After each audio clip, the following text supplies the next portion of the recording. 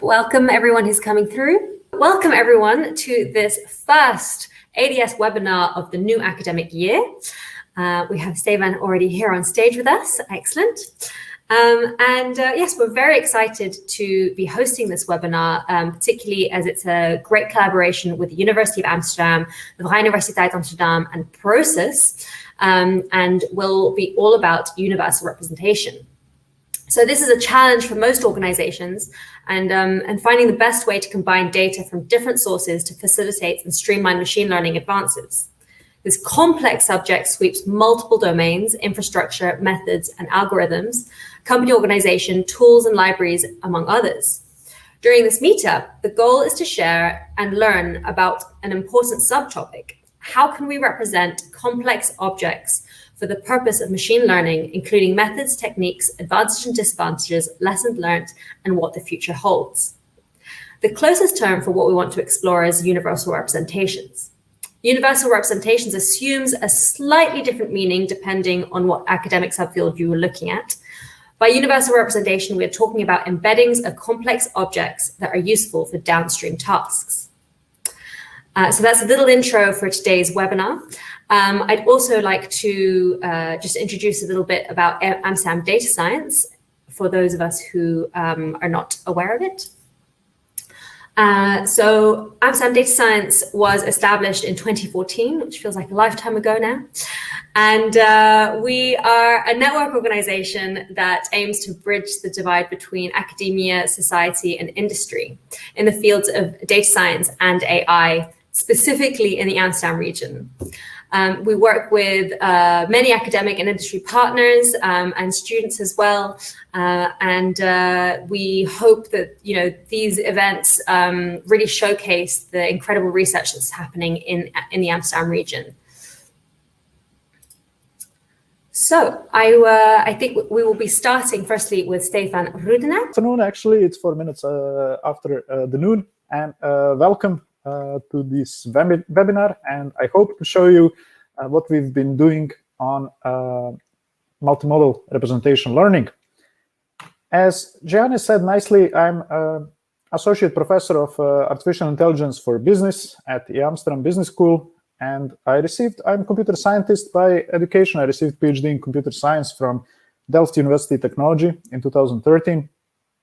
Graduated in electrical engineering, like many of us that work in computer vision / multimedia fields. Used to work at Informatics Institute of the UVA from 2013 to 2017. So basically when ADS was created.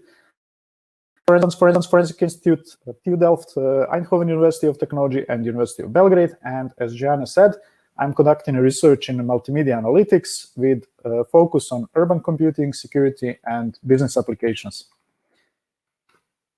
So I always like to make this brief look into the past. So just to see that this all didn't start with deep learning. Our PhDs tend to believe that entire history started in 2012 and nothing ever happened before. I'm just joking, like when the breakthrough happened with the deep neural networks, but people have been trying to do these things for decades. So I'll not be actually talking much about history, but I think it's still good to mention it. So when talking about representation learning, be it multimodal or unimodal, be it homogeneous type of data or heterogeneous type of data, well, graphs are a very popular structure for representing. In this case, we can see multimedia and multimodal data. So why is that the case? Well, simply, if you look at this paper, it's a very interesting paper, actually, from almost 20 years ago from a CUPR workshop.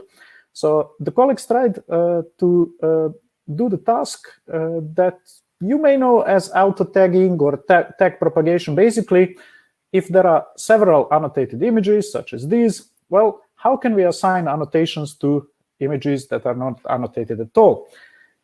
And as you can see, well, this graph structure is really naturally suited for such multimodal data, because we have images, we have some regions within these images, and then we have the tags here. Similar work basically images, tags, visual properties, and these visual properties can be, this is 2004, 2008. So here we are talking about something like MPEG-7-alike features related to the colors, to the textures, maybe some key points, bag of visual words, and so on. And how would you determine affinities between the nodes in such case? Well, people were applying classic approaches like PageRank that you may know from Google PageRank algorithm, basically random walk with restarts and alike. Another example, so this is something that we were busy some 10 years ago. It was published in IEEE Transactions on Multimedia in 2013, but it takes a while to get through the reviews and everything. So this was a large European project, Petamedia, and as one of the tasks we were trying to solve was location recommendation. So basically, given a location in an unknown city, in a new city, so how can we best illustrate what's going on around that location that got recommended to the user? Yeah. So so in this case, well, the task is simply, well, we want to create summary, and that summary should contain images that depict different topics associated with the areas. So not only Arc de Triomphe, for example, but also the other things such as stores along Champs-Élysées, some nice architecture, George Sink Hotel, popular among the architects, and so on. Yeah. So what we would be doing then, and what we were doing at that time, well, we would be collecting lots of data from social media websites such as Flickr, and you can already see that it's highly multimodal. So what do we have there? Well, we have image central to the task, but also lots of annotations such as title, keywords, descriptions, information about the users, very valuable, who uploaded it, is that an expert user, because we can see that by the number of images, is it a person living in Paris or just visiting, and so on and so on. And we could basically assemble all that information in this kind of multimodal graphs. Are you seeing my cursor, anybody? I hope it's visible. So I'm just showing the block B, where we can see this graph. And what the task would be later on, well, we would like to establish some relations between these images, but not only based on visual properties, also including how the people are perceiving them and which people are interacting with them. So we would be creating this block C, basically, some representation, and the edges were supposed to encode those multimodal relations to finally be able to select relevant, representative, and diverse images that the users would like. Yeah, so again, this is simply to show you we've been busy with these kind of things even 10, 20 years ago in multimedia context, let's put it that way. So fast forward to the present, because I'm sure you don't want to listen too much about the past, and there is a lot going on in the present. Well, I like giving lots of examples, so this is probably entire presentation is going to just be made out of examples that will illustrate some challenges and what's really nice about this extremely dynamic topic. So imagine this question, and it came from our colleagues from marketing.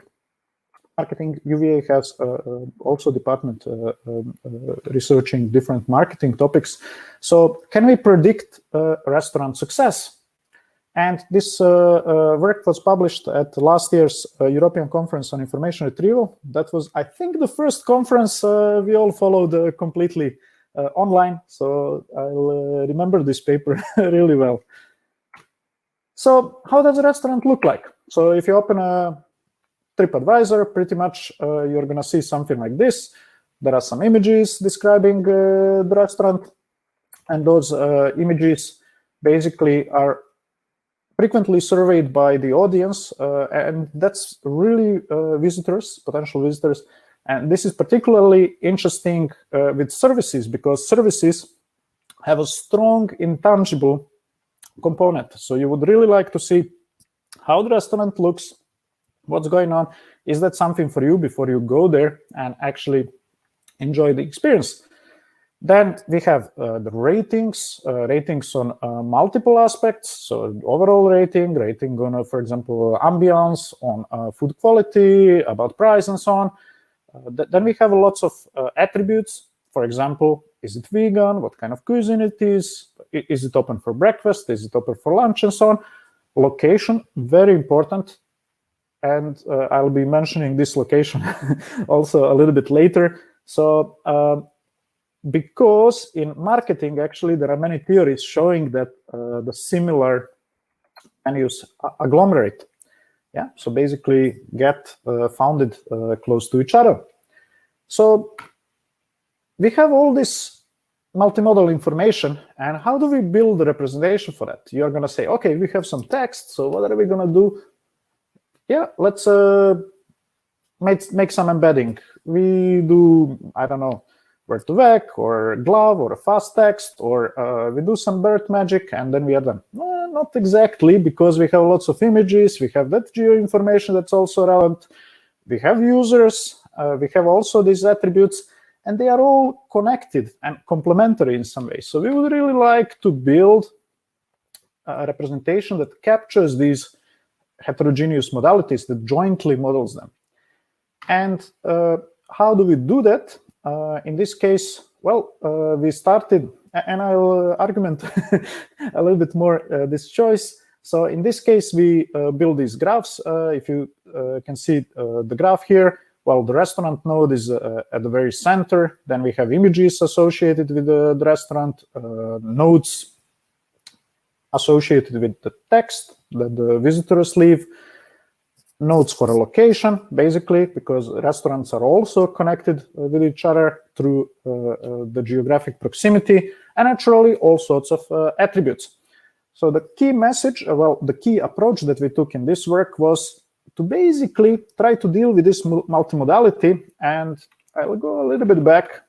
So the challenge in this kind of research, if you see the block B, well, is that modalities shouldn't be treated actually equally, because they all contribute somewhat differently to the representation. And on another hand, all those similarities in different modalities have completely different distribution. So it's a little bit of a challenge to deal with. So here in this case, well, we decided to build something that we call bimodal graph embeddings, where we basically create these subgraphs connecting the restaurants through another attribute. For example, restaurants are related if they have similar look and feel, or restaurants are connected if they are, for example, serving similar type of cuisine, Chinese cuisine, for example. And this is a closer look at the types of the graphs that we are here dealing with. But how do we learn this representation? Well, recently and not so recently, because everything happens very fast. For example, metapaths have become really popular for injecting semantics into random walks. And how the semantics is injected? Well, by selecting how we are going to be walking over that kind of graph. And in this case, it was particularly interesting for us because marketing colleagues had a very good idea from marketing theories, very established theories about how the venues are related. And we could actually direct those walks based on theories they have. So, for example, we were building these metapaths, venues, cuisines, venues. Two restaurants are related through the cuisine, for example. Venues, facilities, venues, for example, Wi-Fi. Many people find it important. Venues, meals, venues, and so on and so on. Finally, we would be extracting these metapath-specific subgraphs and executing random walks over those subgraphs to create bimodal embeddings. And finally, it's not as simple as it sounds. There were lots of challenges to overcome because, for example, some of you are familiar with the classic random walk-based approaches. Well, we had to also kind of see how to limit that context, because if we keep the context pretty large, well, then we would be saying, aha, there is this restaurant Kediri, it's Indonesian cuisine, yeah. Then through the cuisine, it's related to Indonesian Palace. Then Indonesian Palace also serves Chinese cuisine. Through the cuisine, it's related to Chinatown, and Chinatown is also serving fast food cuisine. And through fast food cuisine attribute, well, it gets related to McDonald's. So basically, if we are not careful when creating this kind of embeddings, and if we are just doing it, you know, out of box without thinking it through, then we can easily get that, well, everything is somehow connected to McDonald's, and that's not what we would like. So basically, once we created these bimodal embeddings, keeping in mind also the context adaptively, well, we were applying some attention mechanism, and some of you may be familiar with attention. Attention is all you need, and Veličković's graph attention and so on. So we were applying it similar mechanism to create a multimodal representation. So the main conclusion here was that if we would take any of these unimodal representations of the restaurants, basically based on cuisines, facilities, location, or image features, we do see that we can predict popularity to some degree, but only when combining them, we would get a really strong, basically, predicting power. And this was already a signal for us, yeah, this is a right way to do that. And currently, for example, we are going further and we are investigating visual look and feel of the venues that generates venue popularity. So we are by far not the only ones doing it. This is a really popular topic, and some of you have already seen it on many different conferences. Here I just mentioned two. So last year there was a designated workshop on graph neural networks as a potential bridge between perception and reasoning. That was at ICML. And I would also like to recommend this World Wide Web Conference tutorial by great Jure Leskovec on representation learning on networks. This is by far, I think, one of the nicest tutorials, also free, completely online on the topic. So I would warmly recommend to anybody who would like to learn more about it. So you're going to see this topic popular in all conferences related to computer vision, information retrieval, multimedia. SIGIR this year was apparently all about graph neural networks. Similar trend you are going to notice at CVPR, also at AC Multimedia. So this is really, in the last maybe 5 years, it really became a hot topic. And in our case, well, we are particularly interested, as the title of my talk says, in multimodality, in multimodal and multimedia data. So another example of the work we are doing with this is fine art analysis. And the final goal is, for example, predicting success in the art market. So why did someone become successful, another person not? And we are particularly interested in those near successes. But to be able to analyze it, well, we do need somehow to represent those paintings and to reason at the level of style, at the level of artist and time period, for example. Yeah. So this is the following slides are coming from a paper that's going to be presented next month. It was supposed to be in Chengdu in China at our leading conference, ACM Multimedia, but it became also a virtual event. So this is a preview. You can find preprint on archive if you're interested to learn more about it, but it's going to appear in ACM library anytime now. So what we were trying to do, and I'm not going to be talking much about knowledge because I think Michael is going to be the third speaker. He's going to talk a lot about knowledge. So I'm just going to mention that we are also trying to inject knowledge from, for example, knowledge graphs into those visual learning pipelines. And why we would like to do that? Well, understanding visual properties of the paintings is fine, and it gets us to some length, but we noticed really to be able to understand properly the context of those paintings, we need additional information, such as, for example, is it the same school, same medium? For example, it's the same genre or same location. When I say same location, or whether the artists, for example, were born at the same location, for example, the Netherlands. Is it a Dutch school, for example? Yeah.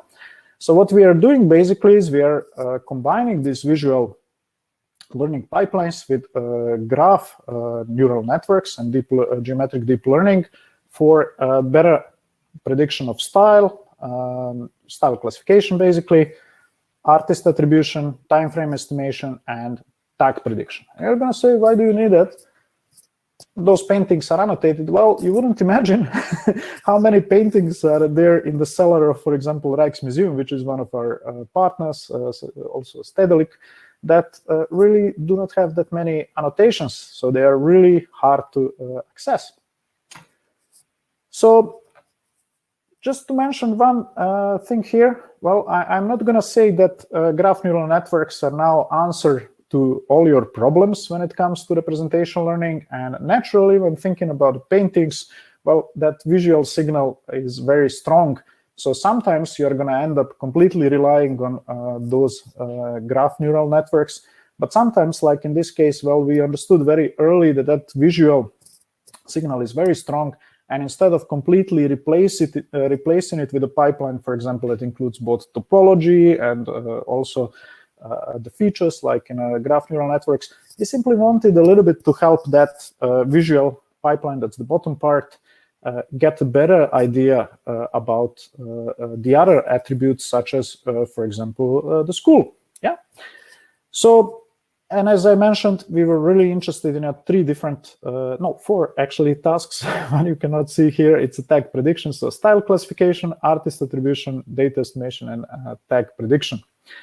So I'm not showing this big table because you have to look at it in the detail, but what I want you to notice is all these scores that are already emerging and how much higher they are than, for example, 5 years ago. So basically, in these kind of tasks, these three tasks that I mentioned, well, machine is already achieving a very, very, very high level of accuracy in estimating the style, whether it's now, for example, a particular type of Renaissance painting, who's the author, artist attribution actually works really well, and the time frame when it was painted. So this is really, for us, this was really surprisingly a good outcome.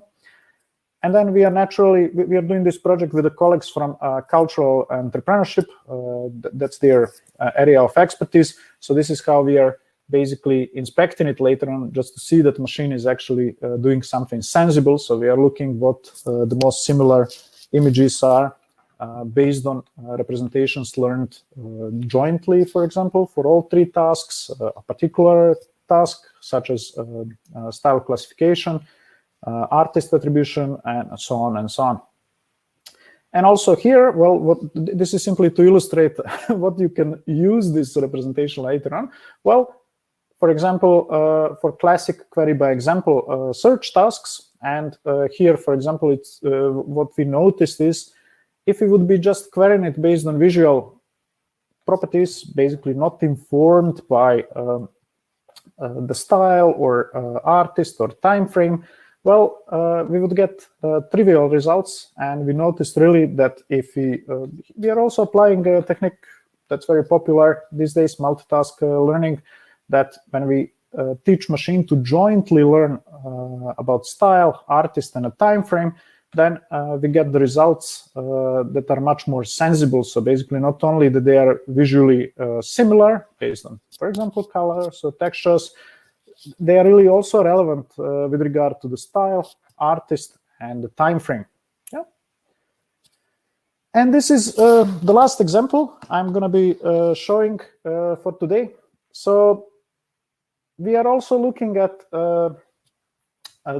different representations and more, I would say, theoretical questions, such as, well, let me show you an example. In a graph, two nodes are connected by an edge, so we are talking about binary edges, but many relations go beyond those binary relations to include, for example, ternary or quaternary relations, such as, for example, in this case, we have images, text, and the users, which simply cannot be properly modeled by the binary edge between two nodes. And why is this relevant? Well, imagine, and we noticed it in this kind of research already many years ago, 10 years ago. I'm just going to go all the way back. Yes. We noticed it when running large-scale crowdsourcing experiments. If we show an image like this to the users on mechanical Turk, for example, depending on where they are coming from, they are going to recognize different building. And this was really interesting because only much later I actually realized that graphs are not particularly suited for that. Because if you show this building to an Indian person, well, they are going to recognize India Gate or Gateway of India, and vice versa. French people are going to be much more familiar with the Arc de Triomphe. And similar goes for these artistic collections. Well, seemingly very similar paintings, and we would like really to know, is it oil on wood or oil on canvas? But to be able to understand it just based on these digital reproductions, well, we have to also incorporate information on the medium and teach machine basically about the medium as well, about the artists, about the time frame, and so on. So in this work, I'm just going to briefly mention it. This was one of our earlier attempts to solve this problem of multimodality. Well, we solved it to some degree, and for those that are a little bit familiar with geometric deep learning, there are two schools of approaches these days, spectral and message passing, basically, approaches. And this was a spectral approach. So what was really interesting in this one, well, we showed that it's possible actually to scale this almost, well, I wouldn't say infinitely, but to scale it to many different modalities by just adding GPUs, by applying, well, an interesting spectral approach that we proposed here. However, there was an issue with that. It couldn't really scale to extremely large graphs. And this is the very last, well, the latest research we've been doing on this topic. Well, if you check this preprint article, and we are sending it any day now, more advanced approach going into this direction on inductive learning on hypergraphs. Well, basically, what we really wanted to have is an approach that can treat hypergraphs properly without reduction to the graphs, because how it's done today, basically people convert it either using click or star expansion and so on to a graph, and further treat it as a graph learning approach.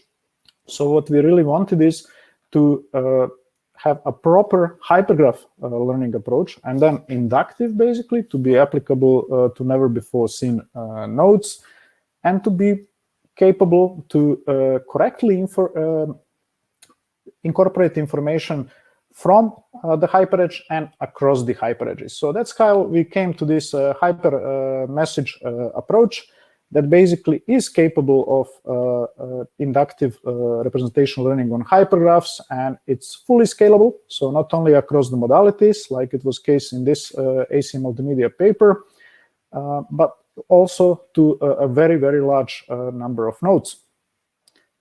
So some questions, maybe? Perfect timing. Yes. I hope that it was not too long. No, I think we've still got a few minutes for questions.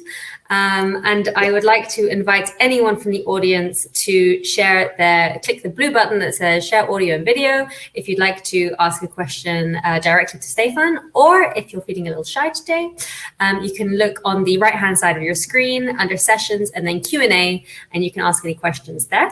And I will ask them directly to Stefan on your behalf. Yeah. I see that we have Dimitri who would like to come onto the stage, so I will invite Dimitri on. Yes, please. See if that's worked.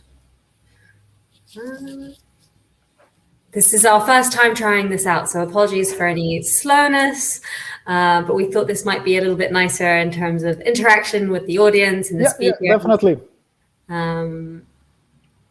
If Dimitri is having an issue with the microphone, or maybe he can type in the chat. And, well, let's try Willem Vestra. He's coming on momentarily. Let's hope. Yes, wonderful. Yes. Hey, hi. Hi. Hi, Willem. Nice to meet you. Great talk. I especially liked when you talk a little bit about the technical details. So about steering the paths, and the other one was learning concepts at the same time. So not just learning about the visual representations, but also the other things. So can you give other things like it that have made the biggest impact in the last few years in representation learning in general? Yeah. So tricks. What are the tricks of the trade? Tricks of the trade. Yeah. So it started a little bit. It started also before, but it became really practically, I would say, applicable around 2017, 2016 with the graph convolutional networks. And GCN is amazing, yeah. But GCN also has a little bit of an issue to scale to the large number of nodes. And at that time, we were working with the data sets related to violent online political extremism, some neo-Nazi platforms and so on. And there you would have lots of nodes, and not nodes of a single modality. It's lots of images, text, and users, and so on. So I would say GCN was really amazing, but up to the certain number of nodes. And Thomas Kipp would also tell you, yeah, it's really great if it can chew that kind of data. So that was the first challenge. And the second one was, well, I would say the biggest challenge is how to incorporate properly information from the neighborhood, and especially if it's from the different modalities, you know. So if you have image and you have a text and you have, for example, user modality, well, the approach is often unaware of the weight with each of these modalities should be taken into account. And ideally, you are going to be doing it adaptively, you know, because, for example, for a particular task, like in case of paintings, visual modality is very strong, you know, like, but in many other tasks, it's the text. And even further, you know, like if it's the same collection and the same task and so on, depending on a query sometimes, you know, there were these kind of earlier researches that we did on, for example, query performance prediction, you know. Sorry to interject. Yeah, true. I don't understand why this is a problem, because you could just input learnable parameters to do the weighting between those different modalities, right? So but it's not constant, you know, like you cannot say that for every possible query and information need that Willem is going to have in the future, this is going to be the same combination, you know. Sometimes you want to actually learn more from, speaking of hypergraphs now, yeah, sometimes you want to really learn more from the nodes in your hyperedge, for example, your social circle of the people, you know, like that are doing similar topic. But sometimes you want to draw more, you know, like information from the general context, you know.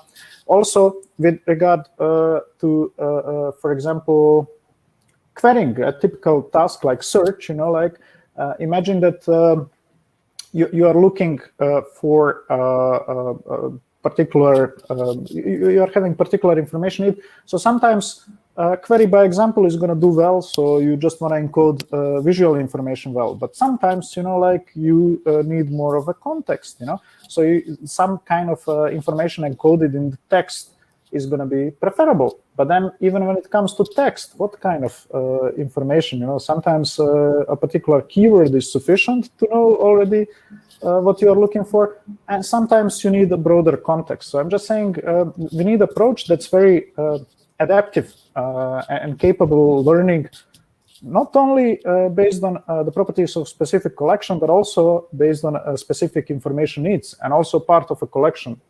Every node is somewhat different. Yeah. So basically, the fusion of I'm so sorry, but we have time for a very quick second question. But thank you very much for joining us on stage. And I will just invite Palash very quickly, but we really do have only 2 minutes for this question. Thank you for joining us. Hi, Stefan. Thank you so much for the talk. I think it was very interesting. I think it will be a short question because you sort of partially answered it already. So, I mean, if we just, I want to talk specifically about the restaurant review example. So in that itself, you have like information coming in from different modalities. So I was just wondering, what is sort of the process of actually assigning weights to specific ones of them? So for example, you might give heavier weight to like the user review versus the geolocation. So is it just like building multiple models and seeing which gets the highest accuracy, or how does that go? Yeah, so this is a very good question, actually. So in this work, we didn't consider different users. We didn't treat users differently, let's put it that way, yeah? So in this case, we just treat all the reviews as, created equal, let's put it that way. But in subsequent work, we just submitted it to Marketing Science, for example. That's a leading journal in marketing, where our colleagues from marketing publish. We were actually using questionnaires from marketing domain that are encoding those marketing theories to basically identify particularly useful reviews. So we are really trying to combine our techniques, like from computer science, AI, with the tremendous knowledge from other disciplines. So the questionnaire is, for example, talking about ambience, and then within ambience, you are going to have lots of sub-questions on ambience. And luckily, our techniques, Palash, call it text embeddings like BERT and so on, are already coming to a suitable level that we can actually identify review questions even in an unsupervised manner that are very much related to a particular, I would say, sub-question or aspect of ambience, like even as very high-level property. So in that case, we were actually treating those reviews in this work, not that I presented, but in a subsequent work, we treated it differently based on relevance to the particular aspect and based on sentiment, so something that you may know as aspect-based sentiment analysis. Yeah. Got it. Thank you. But then completely unsupervised, because we really want to get rid of supervision, as our colleagues from different disciplines don't have a luxury to go around and label everything. So that's another actually challenge in this. Oh, sounds very cool. Thank you. Thank you for that. Welcome. Thank you, Pash, for joining us on the stage for a question. Thank you. I'll be answering also chat. I see a few questions also there, but yeah. Yeah, perfect. Yes, so Stefan will be answering the questions directly in the Q&A. But for now, thank you so much, Stefan, for your excellent talk. Pleasure, as always. Sticking around for a little later for the networking as well. Fantastic, so people will be able to ask more questions there. And I will now be inviting Riccardo Campari onto the stage for our next talk. There we are. Hi, Riccardo. Hi, it looks like it's working. Yes, can you hear me? let's hope so. Yes, we hear you. So I'd like to introduce Riccardo Campari. My name is Riccardo Campari. I am part of the Prosus AI team. Not sure you are actually familiar with the company. Prosus is an investor, meaning we own or control a bunch of companies all over the world. They operate in multiple segments: food delivery, what you call classifieds, let's say secondhand marketplaces. We have companies that work in ed tech. We have payment systems, and the team I'm part of works across these companies and operates helps with operations, helps with research for things that these companies cannot do on their own or do not have the resources to do. So this talk is called Lightning Speed AI in Complex Environments. I'll try to tell you what we mean by that. So here you have a quick site of 3 consumer internet companies you should be mostly familiar with. You have Instagram on the left, Pinterest at the center, and on the right you have iFood, which is the only concession to us being Prosus. iFood is the largest food delivery company in Brazil.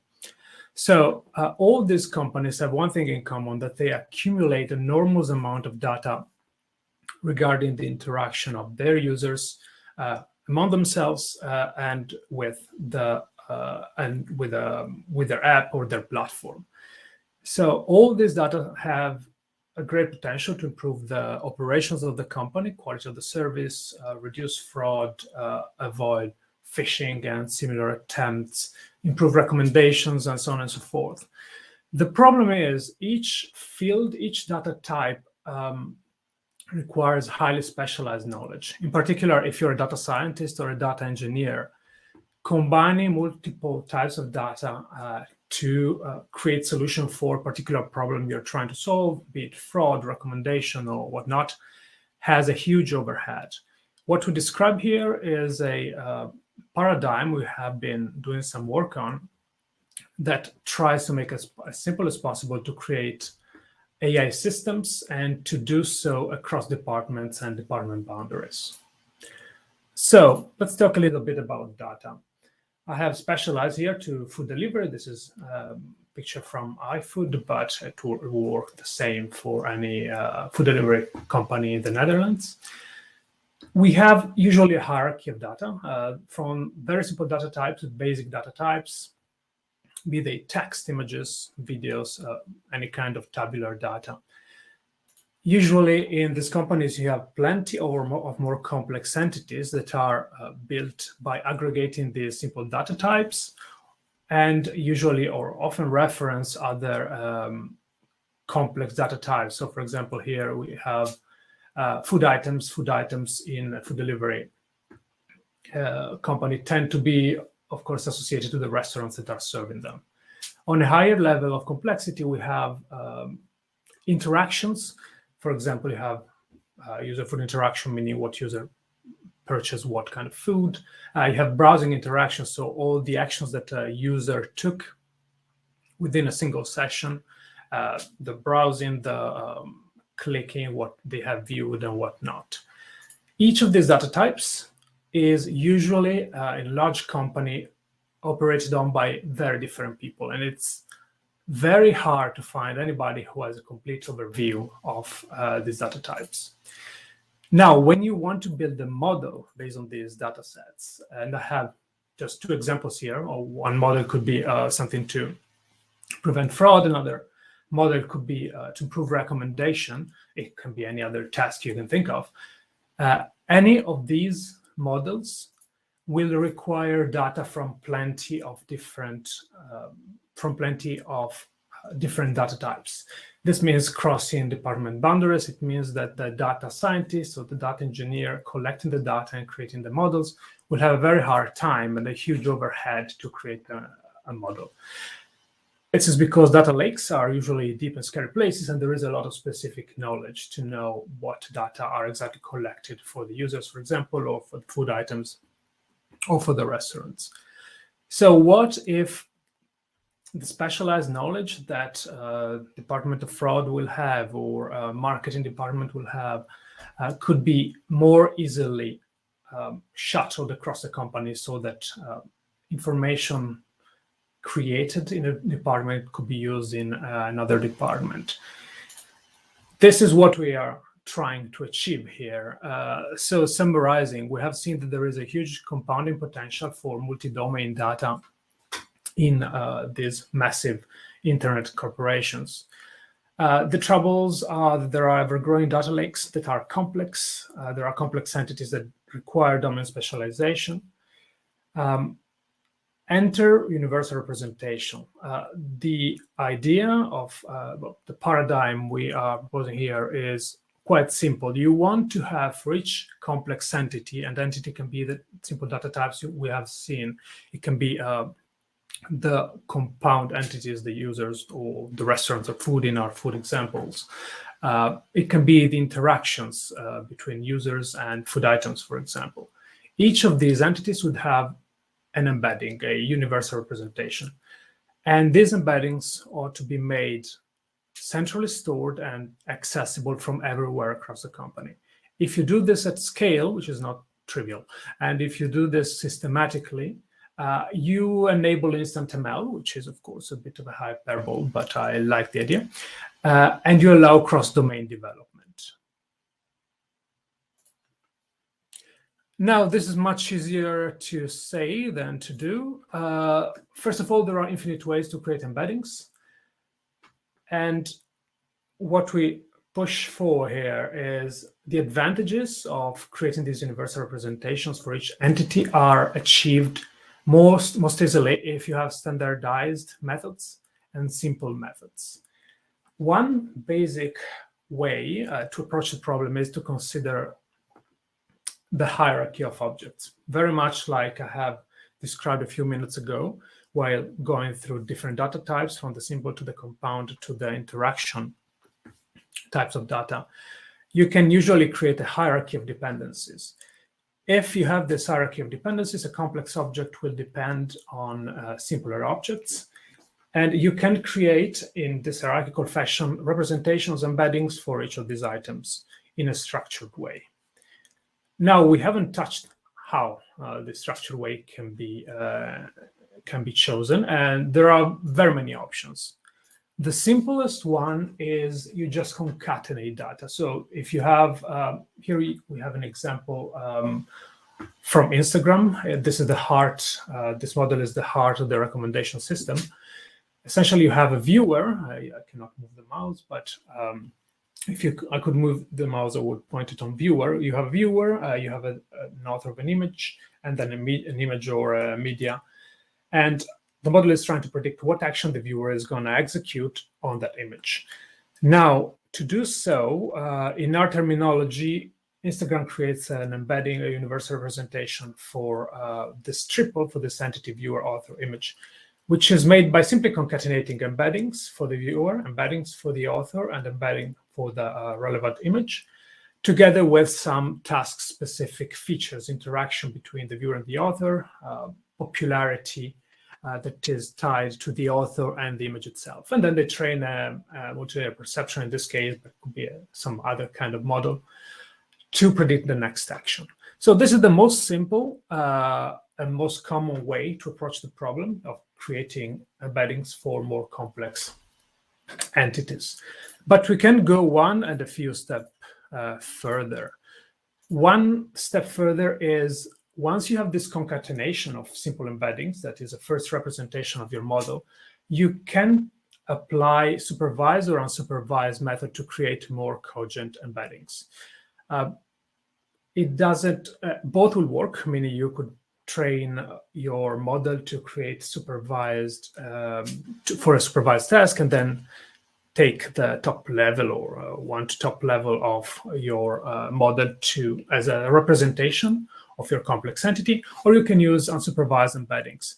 This can be made more or less standards. You can use autoencoders, you can use GANs, you can use sequence model for sequence data types, for example, sessions. One advantage of using unsupervised embedding, which is the direction the world for very good reasons is going, is that embeddings created in this way tend to perform better when used for downstream tasks. So you create an embedding using or not an autoencoder. That embedding is going to generalize better to task 2, 3, and 4 than an embedding that has been created just to solve task 1.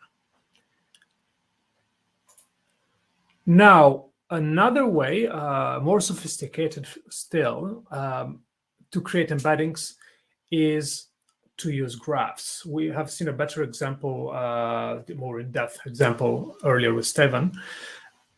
In general, you can solve a few problems by using graphs.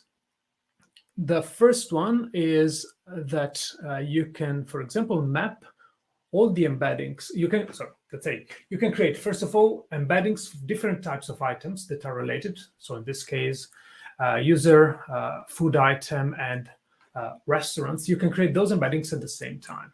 Depending on how you train your model, you can make it so that your user, item, merchant embeddings will live in the same space, so making them directly comparable, depending on what you want to do. This example comes straight from iFood. It's a work we did a while ago with them, and the embeddings created this way are used for recommendation in production currently. So in many cases, however, graph methods are not the simplest. Graph methods are an extremely active area of research. They do have quite high technical overhead, so it might not be the best choice in all cases, but it's a very powerful method. Now, we have seen the quick rundown of how this paradigm of hierarchical universal representations can work. A few things about the advantages. First of all, these representations are essentially off-the-shelf features. If you need to solve a new task, you just use them as they are. You take them from the data lakes and you put them into your model. In this way, you do not require specific knowledge to, for example, use information that has been useful for fraud detection or for recommendation. For example, you might want to use prediction of the next action of a user, and you do not need to go there and create that prediction. You can use something that has been created in different department, and you can use it for your fraud prediction. And this way, you reduce need for expensive feature engineering and search.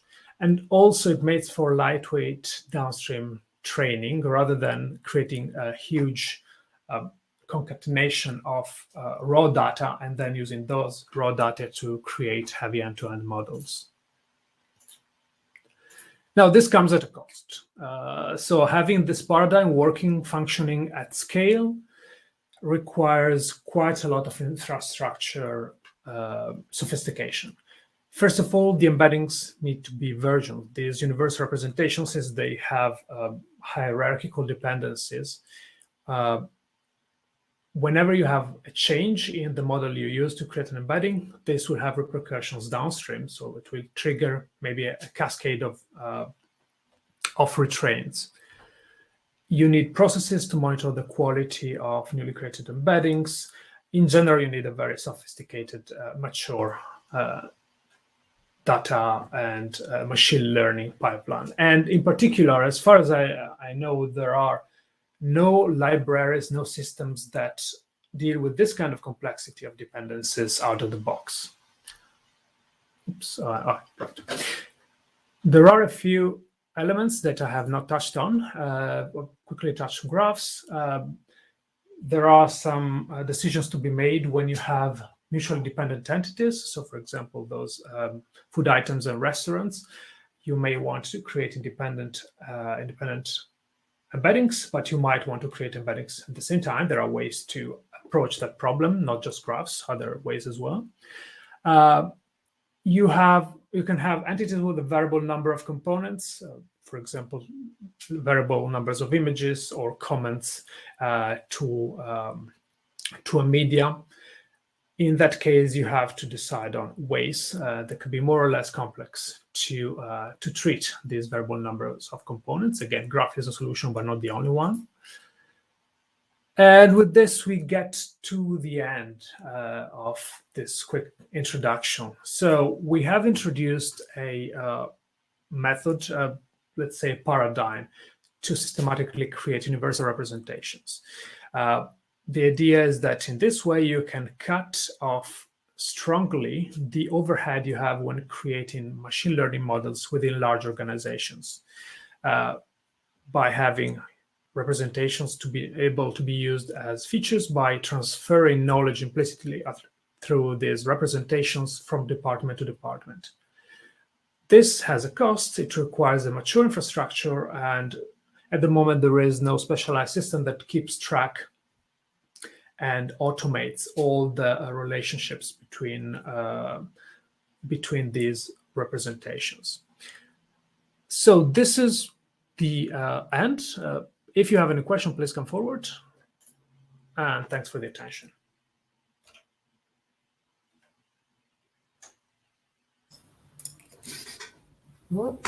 Hi, yes, thank you so much, Ricardo. So again, I would like to invite anyone who has a question to join us on stage to ask Ricardo directly. Or you can also use the Q&A function under sessions on the right-hand side of your screen. Is there any coming up?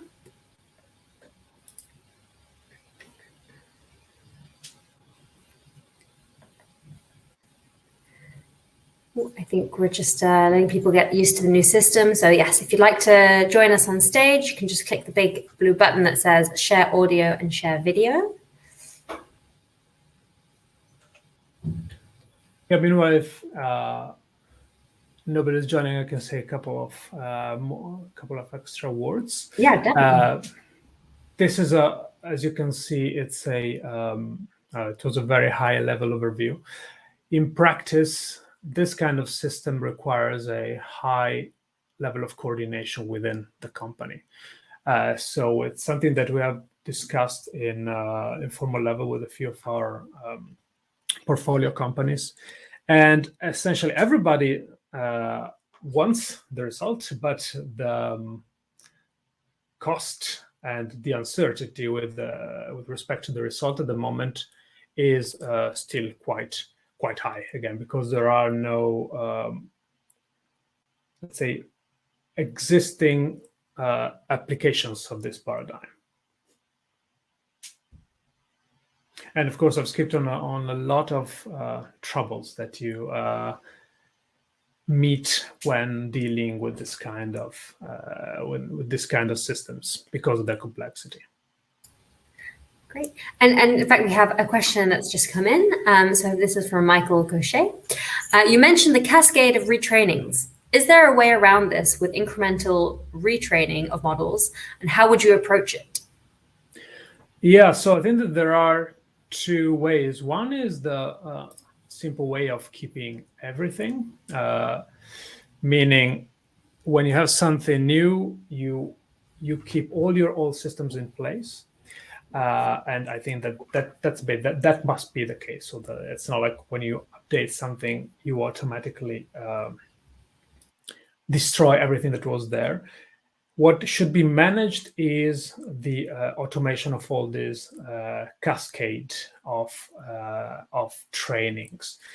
I'm not sure about the increment. I mean, it does not need to be done at the same time. I think that ideally you have the old system stable and working, then you create new embeddings. Those new embeddings trigger in time, not necessarily the same time, a bunch of downstream tasks. As these downstream tasks, new embeddings and so on, are created, you can have processes more or less manual, more or less automated, to evaluate the quality of the embeddings with respect to the previous version of the embeddings for each of these entities. So I don't know, for example, Instagram use some internal quality metrics for the quality of of user embeddings. So they train using one method. It was some word-to-back variation, but they were evaluating their quality by looking at some different metrics. So using appropriate quality metrics may be a way to decide whether the new whether the new representation is a good substitute for the old ones. And then you can have a way, very much like in operations, you have gradual automated ways to pass from an old system to a new system. As you version up, you can have the same kind of systems, processes within the machine learning environment. I will just remove your screen share, that way we can see you a bit better. And we have another question from Stefan Runek. So what would be the biggest bottleneck for implementing such paradigm in, for example, an average corporation without too much AI expertise? I think, so again, there are no out-of-the-box systems now. So it's not even just an engineering problem. I think the problem is engineer. I mean, you need very capable data engineers to set up this kind of system. And since there are no out-of-the-box systems, it is a risk endeavor. So it is at the moment. It does require quite a bit of hacking, trying solutions, failing, and so you need a pretty sizable, I think, at least a decent amount of R&D, data scientists, and data engineers to figure out to make this work. Again, it's definitely not for a company with 100 people, I think. Okay, great. So if we have no more questions for the meantime, Ricardo will be here for the remainder of the talks, and will be able to answer any of your questions in the chat, and also I think for the networking, so you can ask him anything there. But for now, thank you so much, Ricardo, for your excellent talk, and I will invite Michael Gaucher. Yes, I see Michael has shared his screen, so perfect. Please do. Okay. Yes, thank you, Jen. Okay, so I will skip the first slide. Thanks for the introduction. Okay, so what we'll be talking about in this final talk of the session is on bridging the gap between what we call knowledge and what we call learning. So what we mean by knowledge, and I will elaborate a bit more in the next couple of slides, is basically it's a structured information. So we've seen a couple of examples with graphs before. And what we mean by learning is basically creating some sort of model which can be used for either getting insight in the data which you have or making predictions on unseen data. So let's first talk a bit more about that knowledge. So typically when we talk about knowledge which you have, we talk about data or knowledge, right? So we're typically working with graphs. And when you're having data, you would have something like this. So you would have basically your different entities which you want to talk about. And often you would also have some sort of relations between these entities. And this kind of data you can easily store in, for example, a relational database. Right. Now we go a bit further. So what we do on top is we are going to, for example, allow things like missing information. We're going to allow things like wrong information. So The Hague is not the capital of the Netherlands, but could be in your actual data. We're going to add extra things to give this more, like to sort of raise it from data to knowledge. And we're going to add things like type information. We're going to add extra information like sort of metadata, or what else was already mentioned, the sort of hypergraphs that was mentioned shortly. So this is very similar to that. We can also add any kind of other information which is more metadata about the data. Well, like here's an example. So I was in Germany until September 2019. So I was working in Aachen, and this is according to a certain source, and I had a certain position when I was working there. So all the information together forms what we call a knowledge graph. On top of this, we can also add we would then call raw data, and so it was earlier talked about as multimedia data, and this could be images, videos, and so on. So basically what Stefan already, and also Ricardo already showed.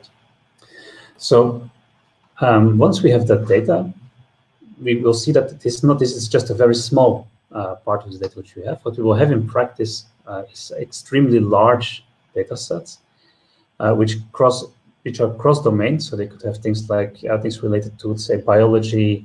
They could have things related to buildings, countries. They could have any kind of publications, research, and so on. And they can be very skewed and noisy. So they could have a lot of data about one domain, but not about the other, and they could have a lot of mistakes in them, or mistakes in some places and not in other places. And now this kind of structures, so this kind of knowledge graph, they're actually used all around us. We don't really notice them most of the time, but they are used all around. And so this is an example, or basically a sample of companies which are using knowledge graphs for their daily operations or for supporting certain of processes they are having. Okay, so the question is why would you use these? And the reason is, so in AI we have sort of two traditions, right? So the one is a symbolic tradition, and the other one is a statistical, or what I would call non-symbolic tradition. And in the symbolic tradition we have things like very rigid logical formulas, things like mathematical logics, formal rules, expert systems, and so on. And one of the benefits of that is that they're very explainable. So they are very, like, you can really investigate what the reasoning behind certain decisions was. On the other hand, we have statistical systems like neural networks, for example, and these are things which recently have become very popular, very successful as well. And so basically what we want to do, okay, but there's a question, why combine stuff? What we want to do is combining those just to get the best of both worlds. Right? So what we're going to do very often is we're going to use neural architectures specifically for perception tasks. So that's actually the area where they've been most successful lately.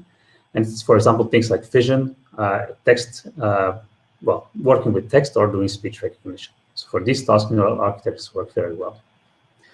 And then once we need to do certain other things, it's actually easier to work with more symbolic approaches. For example, if you want to also feed structured input, for example, the graphs which we saw before, or you want to have a structured output, which you can use in downstream applications, then having this more symbolic approach is actually easier. Also, if you want to add certain rules or constraints or explanations, symbolic approaches can serve you easier. To go to some examples of tasks you could do. So there are several things which we worked on. So let's imagine we have a sentence which is saying that Einstein moved from Berlin to The Hague in 1933. So when we want to anonymize this kind of sentence, what a sort of traditional system would do is to do an entity recognition, right? To recognize Einstein is an entity, Berlin is an entity, The Hague is an entity, and it would anonymize those. So you could get something like this. Right. So also remove the time period because you might be able to derive something from that time. So it's also removed. And of course, this is not really useful. Right? So this basically sentence becomes totally meaningless. And so what you could do if you are going one step further and you're combining the symbolic information which we have with the non-symbolic approaches, then you could do something like this. So you could instead say, okay, Einstein we have to remove as a name, right? But we do know that Einstein is a scientist. So we can just sort of more generalize the class of this person and remove, or basically say instead the class of the thing instead of the thing itself. And then we can basically say that this scientist has moved from city A to city B in this time span, for example. And this is much more informative and then can also still be used in other tasks. Another example is parking space prediction. So that's something we specifically worked on. So when you do parking space prediction and you're doing you have, for example, video cameras on your parking spaces, then you should use basically computer vision approaches, which are typically more statistical and non-symbolic, to determine whether on a certain spot there is a car or not. So to determine how many cars there are, you would use these approaches. But at the point when you're trying to predict whether there is going to be space available in the future, it's very useful to also include the more symbolic information you have. For example, what kind of restaurants are in the neighborhood, what kind of other venues are in the neighborhood, what kind of events are taking place in the neighborhood. And these are very useful and actually contain a lot of information, or a prior, as you would call it, for predicting parking space. One final example is if you want to make a chatbot which gives answers which make sense. Right, so let's imagine we have a conversation here. So you have a conversation, users asking a chatbot like, okay, I want to see some cars. And so a bot is asking, what kind of cars would you like to see? User says, show me some Jaguars. So a very naive bot might just sort of take the last utterance of the user and then show a Jaguar accordingly. Of course, this is not desired. And if we see this sentence, we know the topic is about cars. You're talking about the Jaguar, so we still know that well, a Jaguar is also a type of car, and if we have that symbolic information that a Jaguar is actually a car, then a bot can actually show you the right kind of car which you would like to see. Right, so again, all these examples are about taking certain information which you have in a symbolic form and using that to augment systems which are also using non-symbolic methods. Okay, so then the question is, how would we combine these two kinds of approaches? Right? So we have already seen a couple of references to this kind of things which we can do. And the first one, which was popular for quite a while, is to learn what was also referred to as more universal representations. Right? So you would have the nodes and the edges. So these are these boxes and the arrows, let's say, in the graphs. And for each of these things, you would learn a certain representation. Typically, you would take a specific kind of what we call an objective, so basically what you want to achieve with these embeddings, and then optimize the embeddings for that specific objective. Then once you have these representations, you can use them for all kind of other tasks which you might want to do. So this is nice, but it has a drawback. So the drawback is here that you really are talking about a two-stage process. So you're doing first a representation learning, then you have these representations. You put them basically on the disk, let's say, and you load them back, and then you use them for the next task. So this can be improved. And one way to improve that is to basically make an end-to-end architecture. So basically you have the learning of the representations as part of a larger system, which can be trained in a supervised manner. And so most of the graph neural network architectures, also the ones which were mentioned earlier in other talks today, they use this kind of approach. So they would be basically having their input, and then you have certain labeled output, and then you optimize, for example, predict that output. So one thing to say here is that these representations which are learned are, in a sense, less universal. Yes, what I mean by that is that since they are trained for a specific task, okay, so let's imagine that you're training a certain representation for that specific task, then it might, for example, learn that a certain input feature is not important. And then once you want to transfer these embeddings to another task, basically it becomes useless because it's ignoring the most important feature you need for the other tasks. Right? So there is here really a sort of balance you have to make. So you can use these un- or self-supervised methods which learn sort of a general objective, or you can use those which have this end-to-end architecture for certain task, but you lose some of the universal properties of the embeddings. Okay, so once we have these two things were basically about embedding nodes and edges, and now we can also generalize that. So that was also mentioned, I think, by Ricardo.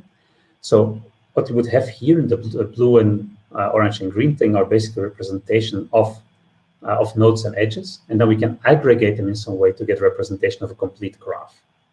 Right? So we can indeed, as Ricardo showed in his example, so we can take representations of, for example, these images, persons, and so on, and we can aggregate in a certain way to get one larger representation. And so one particular thing which we have been working on a lot is how to embed what is called a graph query. So the example on the left here, it says basically that Alice and Bob both work on a certain topic T, which is related to a certain project P. Okay? And so the point is that we do not know T and P. So we would like to know which projects they are jointly working on, or at least which topics they are both working on, which are related to certain projects. And so to get answers to these queries, what we can do is we can basically take the query, produce an embedding out of this. So we're using basically the approach that I just mentioned. We get what is called a query embedding. And so this query embedding can then be used to do a lookup in among the other embeddings to get answers to that query. So this can be used either for doing queries like this, but can also be used, for example, to do query by example, as was mentioned earlier today. Okay, so this was the main content I wanted to present. So I want to still quickly say one thing. So, so in our discovery lab, which we're doing with Elsevier, we are doing also a lot of work related to these topics. So we, for example, do reinforcement learning over structured information. So structured information is exactly this kind of symbolic information. Then we do task-based QA. So we basically adapt the question answering environment, which is typically using non-symbolic methods, with symbolic information related to the task which is being solved. We do hypothesis generation. So it basically means we try to have a large graph of all kinds of hypotheses which already exists in scientific work, and then tell that there is this new hypothesis which probably should be investigated. And then we have two more tasks. So one is knowledge-driven query construction, which I already mentioned, and then sample-efficient knowledge graph construction. Okay, so thank you very much.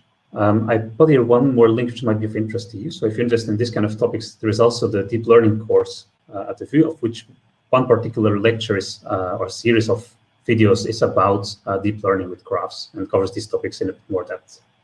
Thank you very much. Thank you so much, Michael, for that excellent talk. So I'd like to invite the audience to ask any questions, either by clicking the blue button that says share your audio and video, or by going to the right-hand side of your screen. I see, Stefan, you're up. Thank you. Please do ask your question. Yeah, I wanted to ask later if there are no other questions, but no, you're here. Okay, please. Awesome. Yes. So thank you, Michael. Thanks a lot. It's very interesting. So as I mentioned, we are just trying now to a little bit add knowledge, like to the learning pipelines, like to the visual pipelines or multimodal pipelines. And from my experience, you shouldn't add too much information, basically too many different types of relations, so how do you go about the amount of different types of relations? For example, in our case, school, for example, same time period or so. So do you prefer less or more? And how do you deal if you have many different types of relations? Yes.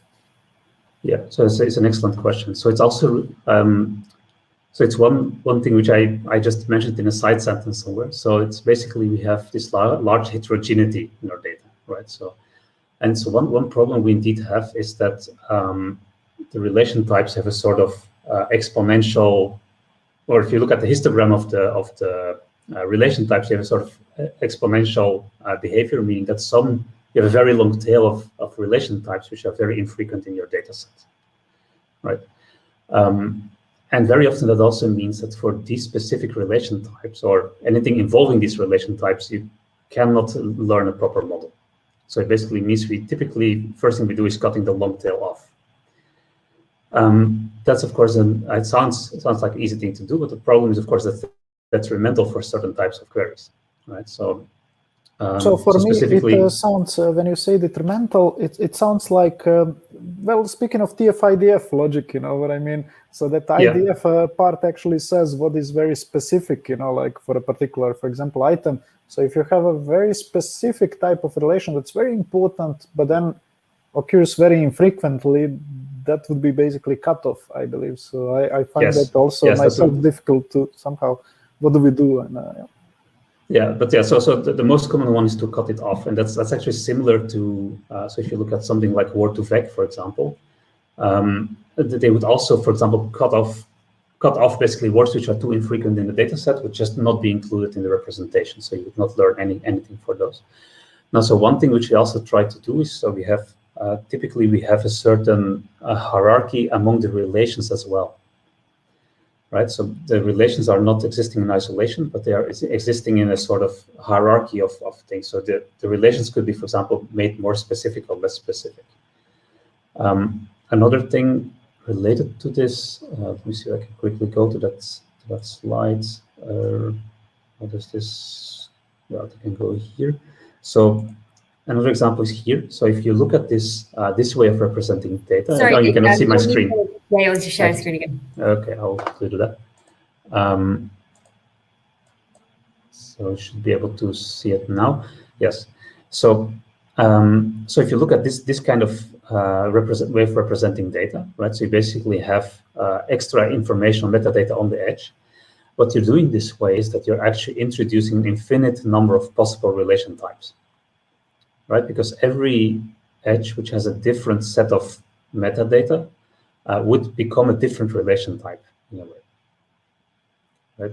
And so we have also recent work on using this kind of representation in both link prediction and, or the link prediction work was not ours, but the query answering work is ours. on exactly incorporating this kind of information. And that way, this way you can also have a lot of relation types without actually introducing a lot of relation types. That makes sense, because you're basically augmenting the possibilities by just having it as a hyper-relational information. Great, thank you. We have another question in the Q&A from Floris. So, do you have any experience deploying these techniques in an online setting, i.e. on continuously growing / evolving data sets, and or infusing / facilitating continuous human curation? Yes, so deploying, I would say no, so not at all actually. So we have some work, like very recent work. It's not, okay, we should put it on archive. It's not on archive yet, it's not published yet, which is specifically about how to, so it was also related to my question to Ricardo. That's why I'm so curious about how he would approach it, because it's basically about doing sort of an incremental learning of this kind of embeddings. So it means you would have, okay, maybe I just go a slide back here. You would have a graph like this at some point, and then at a later time, this extra information becomes available. So what you would have to do, so the question of flows, what you would need is basically you'd have a way to incorporate this new information in an online setting where you just all the time update your information. And so it's the same question I had for Ricardo. So the tricky part is really how to update the existing parts without really having that cascade of changes too much. Because the problem is if you yeah, exactly. So I may be repeating a bit too much of what was said before, but if you're doing an update which is causing a very large cascade, it means that everything which is downstream from this particular embedding model also has to be updated. So what we were working on is basically trying to incorporate this new information while at the same time trying to minimize the change in other embeddings. So yeah, so I would say this is really still on the research at the research level. I don't think there's anything which you would put in production at the moment. Interesting. Yeah, thank you. So I think if we have no further questions for Michael, we will close up this part of the webinar. At 1:30 precisely, the networking will open, although I think you can probably access it now if you're keen. Thank you again so much to all three of our speakers. We've really enjoyed this webinar, and we hope to see you again very soon.